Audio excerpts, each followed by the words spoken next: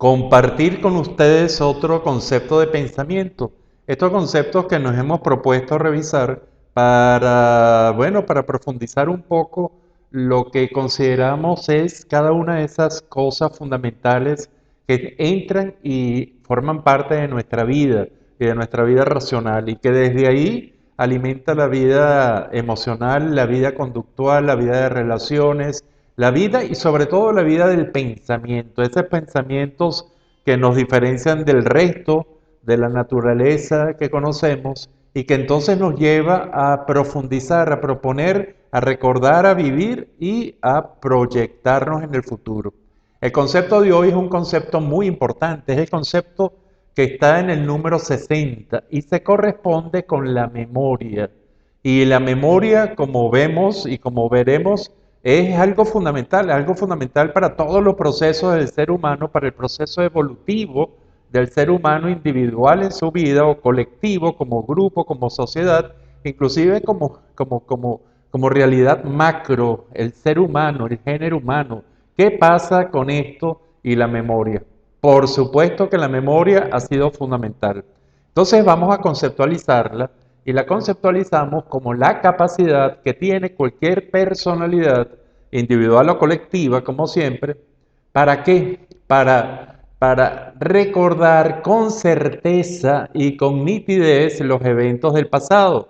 Y aquí se nos complica la vida porque puede ser del pasado propio o del pasado propio como individuo o del pasado bajo diferentes perspectivas, una colectiva, humana. Entonces, esto se complejiza, pero es la capacidad para realmente para manejar, para recordar con certeza, y esto es muy importante, que sea verdad y con nitidez, con detalles, los eventos que han sucedido, los eventos del pasado.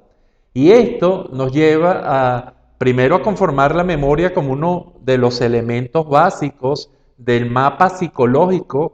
Con otros 25 elementos nos sirve para hacer el mapa psicológico de alguien, de alguna personalidad, pero también nos sirve para acercarnos a lo complejo de este mundo de la memoria, tan importante y tan estudiado desde el punto de vista científico, desde el punto de vista de la neuroquímica, desde el punto de vista de todo lo que es capaz de hacer el cerebro humano. Ese cerebro que una de las funciones básicas, fundamentales, es la memoria. Entonces vamos a revisarla y lo hacemos bajo un punto de vista muy particular. Nosotros pensamos que cuando hay memoria podemos evaluar tres fases además muy claras y que van a implicar y que van a tener impacto en la memoria como realidad final, si la estamos conceptualizando. La primera etapa es que para tener memoria hay que vivir la experiencia. Vivir la experiencia significa haber estado, estar en contacto, ver, percibir una determinada realidad externa o interna que puede ser recordada, que va a ser objeto del recuerdo, de esa memoria. Entonces, cuando nosotros vivimos, vamos acumulando experiencias, vamos acumulando vivencias. Entonces, la primera fase de toda memoria es el vivir la experiencia. Esto va a ser importante y ya van a ver por qué. La segunda fase de la memoria es una etapa de la fijación de lo que se ha vivido, es decir, cómo va a almacenar, cómo se va a almacenar en nuestra mente individual o en nuestra mente colectiva, cómo se va a almacenar la experiencia o la vivencia que se ha vivido y entonces se tiene una palabra clave para nuestro entendimiento total como ser humano, que es el aprendizaje. Esta segunda fase es la fijación o el aprendizaje de la experiencia que se ha vivido. Y la tercera fase viene a ser la etapa de la evocación, la capacidad que se tenga para buscar dentro de todas esas memorias y buscar la que realmente se ajusta y se requiere en un momento determinado. Esta sería la fase de la evocación, es decir, del recuerdo.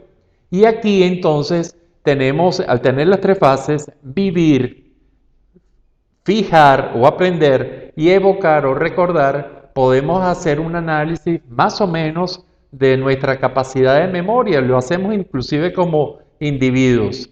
Y notamos que puede haber memorias deficitarias cuando falta alguno de estos tres elementos. Por ejemplo, vivir la experiencia y aprenderla, pero no evocarla, eso podría ser muy grosso modo como la experiencia de la intuición, aquello que vivimos, que aprendemos, pero que no guardamos en nuestro consciente.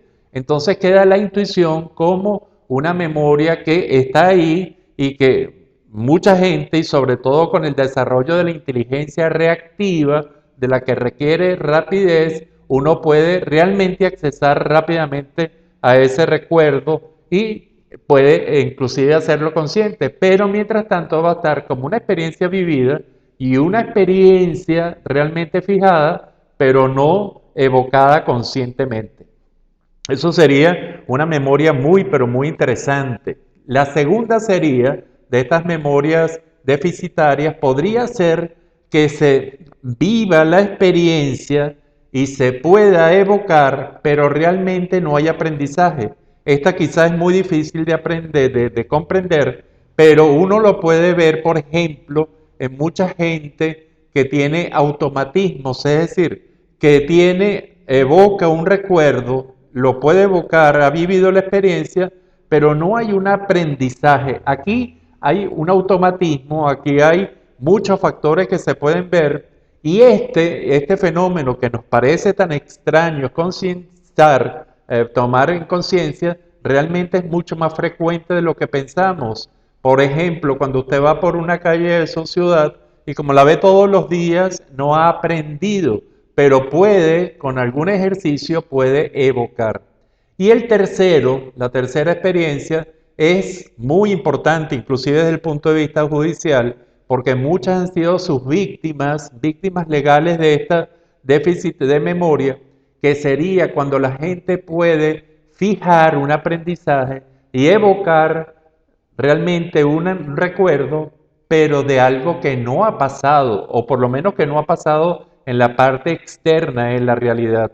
Y aquí vemos mucha experiencia, y esto hay algunos casos muy dramáticos de gente que ha sido condenada, por ejemplo, por una agresión de tipo sexual, sobre todo en niños, y esta experiencia nunca pasó, porque era parte de una fantasía del niño que por diferentes métodos o diferentes vías se aprendió una experiencia que nunca pasó, la puede recordar, pero realmente nunca pasó. Y esto nos lleva entonces a ese mundo de las fantasías, a ese mundo que inclusive desde el punto de vista positivo, si lo queremos ver, es cómo se ha mantenido.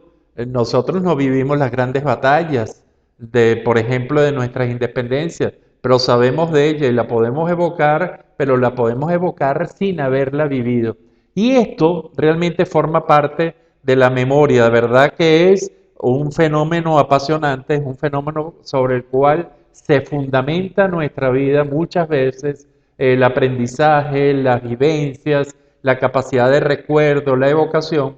Y entonces esto es grosso modo lo que podemos hablar de la memoria, es que también forma parte de los elementos psicológicos. Si usted quiere comunicarse con nosotros, hágalo a través de roberto.bries@gmail.com. También puede hacerlo por Twitter, en donde estamos en @doctor de Bries, todo junto, todo pegado, y también a través de esta página www.robertodebries.com, en donde nos pondremos en contacto próximamente para revisar otro concepto de pensamiento.